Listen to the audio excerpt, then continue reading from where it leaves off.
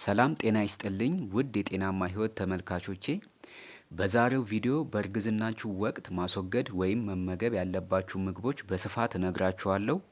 አመጋገባችሁ በእርግዝናችሁ የመጀመሪያዎቹ 3 ወራት ውስጥ ለጽንሱ ወሳኝና አስፈላጊ ነው። ስለዚህ በእነዚህ ጊዜያት ምን መመገብ እንዳለባችሁ፣ ምን መመገብ እንደሌለባችሁና ማድረግ ያለባችሁን ጥንቃቄዎች በሰፊው የምነግራችሁ ይሆናል። ሁሌም የምለቃቸው የጤና መረጃዎች እንዲደርሳችሁ ሰብስክራይብ አድርጉ። ይህን ጠቃሚ የጤና መረጃ ለወዳጆቻችሁ ሼር በማድረግ ሌሎችንም አስተምሩ እላለሁ። እስከ መጨረሻው መልካም ጊዜ፣ መልካም ቆይታ ይሁንላችሁ።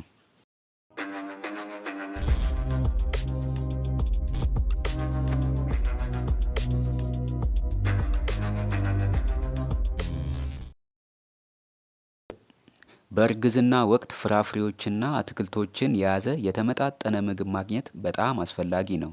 ይሁን እንጂ እንደ አናናስ፣ ያልበሰለ ፓፓያ፣ ያልበሰለ እንቁላልና በሜርኩሪ የበለጸገ ዓሳ ያሉ አንዳንድ ምግቦችን መብላት የለባችሁም። ይህ የሆነበት ምክንያት እነዚህ ምግቦች የጽንስ መጨናገፍን ሊያስከትሉ ስለሚችሉ ነው። በተለይም በእርግዝናችሁ 3 ወራቶች ውስጥ። ስለዚህ በእርግዝና ወቅት የጽንስ መጨናገፍን ለመከላከል የተወሰኑ ምግቦችን መተው ወይም በመጠኑ መመገብ ያስፈልጋል። ለእርጉዝ ሴት ተብሎ የተከለከለ ምግብ ባይኖርም አመጋገቡ ላይ ትኩረት ማድረግ አለባችሁ። ይህም ማለት በምን ያህል መጠን ነው የምትመገቡት፣ መቼ ነው የምትመገቡትና እንዴት ነው የምትመገቡት የሚለውን ነው።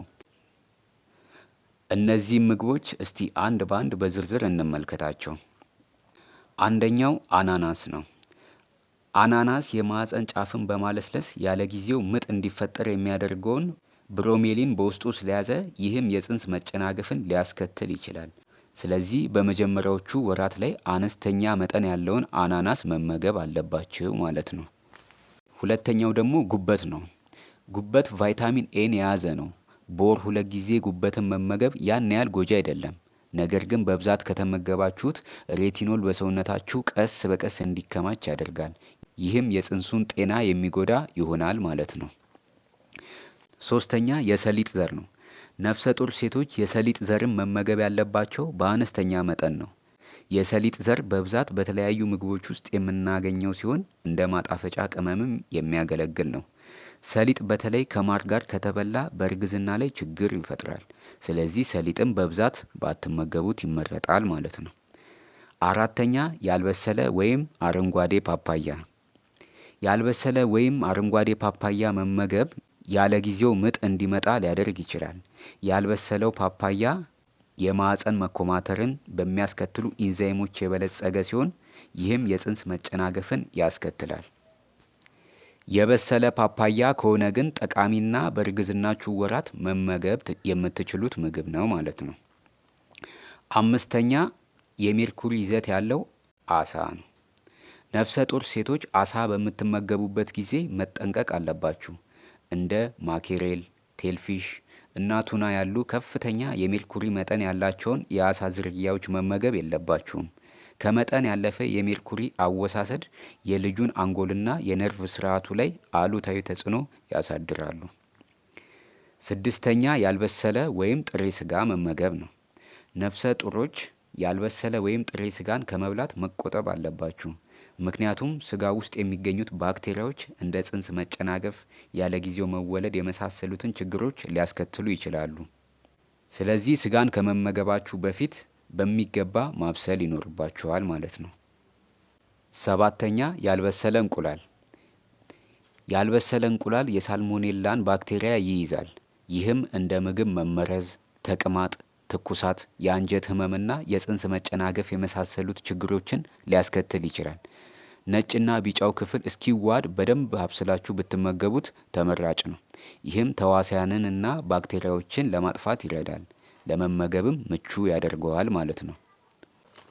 ስምንተኛው አልኮል ነው። አልኮልን ያለምንም መጠን ማስወገድ አለባችሁ። አልኮል የጽንሱ የአንጎል እድገት ላይ አሉታዊ ተጽዕኖ ያሳድራል።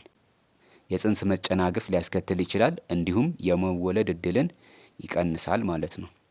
9ኛ የታሸጉ ምግቦች ወይም ጥብሳ ጥብሶችን መመገብ።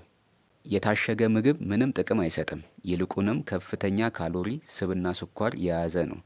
በእርግዝና ወቅት ከመጠን በላይ ስኳር መውሰድ በእርግዝና ወቅት የሚከሰት የስኳር በሽታን፣ የሰውነት ክብደት መጨመርና ለልብ ህመም የሚዳርግ ነው። ኩኪሶች፣ ብስኩቶች፣ ኬኮች እና ቺፕሶች ተጠቃሽ የታሸጉ ምግቦች ናቸው። 10ኛና መጨረሻ ላይ የምንመለከተው ያልታጠቡና ያልተላጡ ፍራፍሬዎችን ወይም አትክልቶችን መመገብ ነው። ነፍሰ ጡር ሴቶች አትክልትን መመገብ በጣም ጠቃሚ ነው። ነገር ግን ያልታጠቡ አትክልቶች ከሆኑ ቶክሶፕላስማ የተባለ ጥገኛ ተውሳክ ይኖራቸዋል። ይህም ቶክሶፕላስማሲስ የተባለ በሽታን ያስከትላል። አንዲት ነፍሰ ጡር ሴት በዚህ በሽታ ከተያዘች ወደ ልጇ ማስተላለፍ ትችላለች። ስለዚህ አትክልትን ከመመገባችሁ በፊት በጨዋማ ውሃ ወይም በንጹህ ውሃ በደንብ ማጠብ ያስፈልጋል። እንዲሁም በሚገባ ማብሰል አለባችሁ። ፍራፍሬዎችን በምትመገቡበት ጊዜ ደግሞ በደንብ ማጠብና ቅርፊታቸውን መላጥ ያስፈልጋል ማለት ነው። ስለዚህ ውድ ተመልካቾቼ እነዚህን ምግቦች ስትመገቡ ከላይ የነገርኳችሁን ጥንቃቄ በማድረግ ጤናማ የእርግዝና ጊዜ እንዲኖራችሁ ማድረግ ትችላላችሁ ማለት ነው። ሁሌም የምለቃቸውን የጤና መረጃዎች እንዲደርሳችሁ ሰብስክራይብ እና ላይክ አድርጉ። በቀጣይ በሌላ የጤና መረጃ እስከምንገናኝ መልካም ጊዜ፣ መልካም ቆይታ ይሁንላችሁ።